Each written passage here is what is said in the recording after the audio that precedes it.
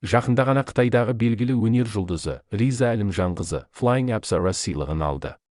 Биыл 33-ші рет үлестіріліп отырған Flying Apsara сыйлығы Қытайдың телеөнер саласындағы ең жоғары мемлекеттік марапаты. Осынау ең жоғары марапатқа алғаш рет этникалық қазақ қызы Риза Әлімжанқызы Меннingтаун телехикаясындағы рөлі үшін үздік актриса номинациясының иегері атанды. Қытайдың кино жұлдызына айналған өнер өрінде миллиондаған бәсекелестерінің алдын орап, талантымен талайды таңдай қақтырып жүрген қандасымыз Риза Әлімжанқызының өнер жолы туралы шолуымызды ұсынамыз. Ашық дерек көз бойынша Қытайда өнерімен көрермен көзайымына айналған Риза Әлімжанқызы кино саласында Рейса Алымжы немесе Рейза деген есімімен танымал болған. Ол 1986 жылы 15 шілдеде Бейжің қаласында дүниеге келген. Әкесі Әлімжан Нұрғазыұлы мен анасы Зайымхан Бейжің қаласындағы орталық ұлттар баспасының қазақ редакциясында жұмыс істейді. Олар 1970 жылдары Шыңжаннан Бейжіңге студент болып барып, жұмыс істеп, қоныстанып қалған екен. Риза Бейжіңде алғаш мектепке барғанда сыныптастары түр-сипаты өздерінен өзгеше, ерекше балаға жатырқап қарап, Шыңжан өлкесінен келгенін біліп, кәуапшы, шашлық пісіруші деп ат қойған. Мұны түсіне алмаған Риза анасынан себебін сұрағанда, анасы балам, тек оқуыңды жақсы оқы, білімді, жақсы бала болсаң, елдің барлығы саған құрметпен қарайтын болады дейді. Бұл сөз оның жігерін жанып, жан-жақты талаптануына оң әсерін тигізеді. Риза ән айтуға, кітап оқуға ынталы болуымен бірге, мектепте сабағын да үздік оқыған. Ол 15 жасында сән әлеміне кездейсоқ қадам басып, танымал Ruler журналы ұйымдастырған сән байқауына қатысып жүлдегер атанады.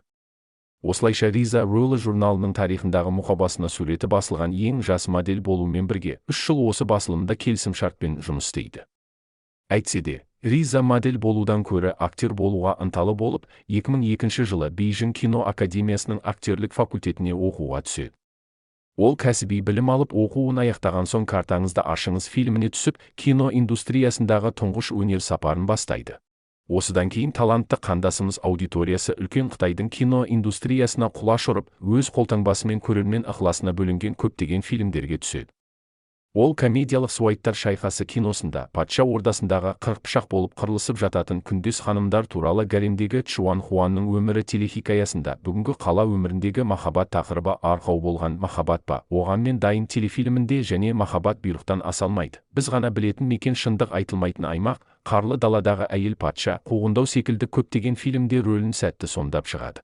Риза 2017 жылы Қолдау фильміндегі рөлі үшін Шанхай халықаралық кинофестивалінде бақтың назарын жиі аударған актриса номинациясында марапатталады.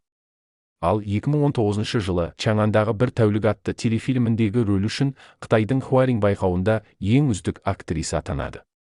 Сондай-ақ, Ризаның 2020 жылы түскен Тау теңіздей махаббат фильмі 2021 жылдың қаңтар айында көрерменге жол тартып, халықтың жақсы бағасына ие болды. Ал Риза соңғы қуанышты жаңалығын көпшілікпен Weibo желісінде бөлісіп, өзінің ана атанып, қызы дүниеге келгенін жариялаған. Меннingтаун телехикаясы өткен жылы қаңтар айында Қытайдағы көрермені ең көп 5 телеарнада қатар көрсетіліп, жұрт өте жоғары бағалаған еді. Оған Қытайдың Нинса дүнген автономиялық регионының Сихайгу аймағындағы ауыл тұрғындарының кедейлікпен күресі арқау болады.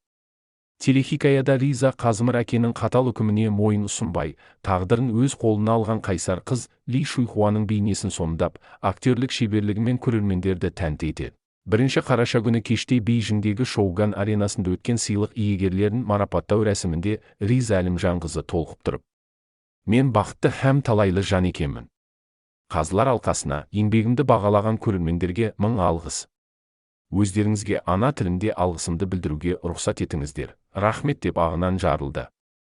Айта кетейік, Риза Әлімжанқызы бұл сыйлық тағайындалғалы бері үздік актриса атағын алған тұңғыш қазақ қызы болып отыр. Соңғы жаңалықтарды жіберіп алмас үшін каналға жазылуды ұмытпаңыз.